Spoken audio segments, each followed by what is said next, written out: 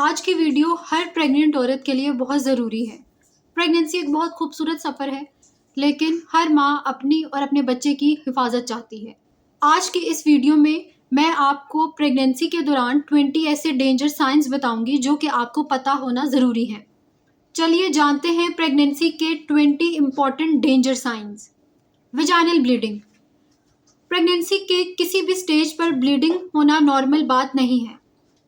अगर ब्लीडिंग होती है तो फ़ौरन डॉक्टर से राब्ता करना है। बेबी की मूवमेंट या किक्स कम होना। अगर थर्ड ट्राइमेस्टर में बेबी की मूवमेंट अचानक कम हो जाती है या बंद हो जाती है तो फिर आपने मेडिकल एडवाइस सीख करनी है। सर में शदीद दर्द होना जो कि कम ही नहीं हो रहा और ख़त्म ही नहीं हो रहा।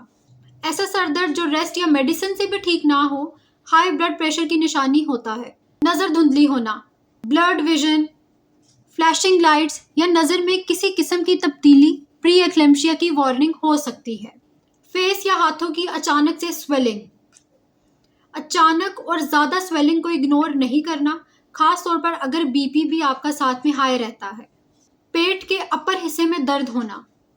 रिब्स के नीचे या अपर एब्डोमेन में दर्द सीरियस कंडीशन की निशानी होता है।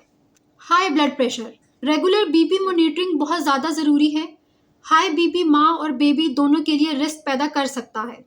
इसलिए आपको अगर कभी लगता है कि आपका बीपी बहुत ज़्यादा हाई है तो इस केस में आपने बीपी मॉनिटर करना है। पानी का बहना। अगर डिलीवरी से पहले पानी बहना शुरू हो जाए तो हॉस्पिटल से राब्ता करना है। फीवर। 100 से ऊपर बुखार होना इन्फेक्शन की निशानदेही करता है। सांस का ज़्यादा फूलना। अचानक या शदीद ब्रीदिंग डिफ़िकल्टी को कभी भी नज़रअंदाज मत करें। सीने में दर्द होना। चेस्ट पेन इमरजेंसी हो सकता है। इस केस में फ़ौरन मेडिकल अटेंशन सीख करनी है।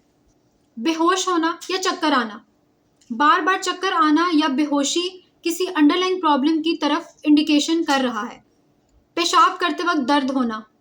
यूरिनरी ट्रैक्ट इन्फेक्शन जिसे यूटीआई कहते हैं प्रेगनेंसी में बहुत कॉमन होता है और इसका टाइमली ट्रीटमेंट भी बहुत ज़रूरी है। मुसलसल उल्टियाँ होना। अगर आप कुछ भी ना खा पा रही हों तो इस केस में डिहाइड्रेशन हो सकती है, तो फिर आपने डॉक्टर से बात करनी है। बहुत ज़्यादा प्यास लगना और बार बार पेशाब आना, ये जेस्टेशनल डायबिटीज़ की निशानी को जाहिर करता है।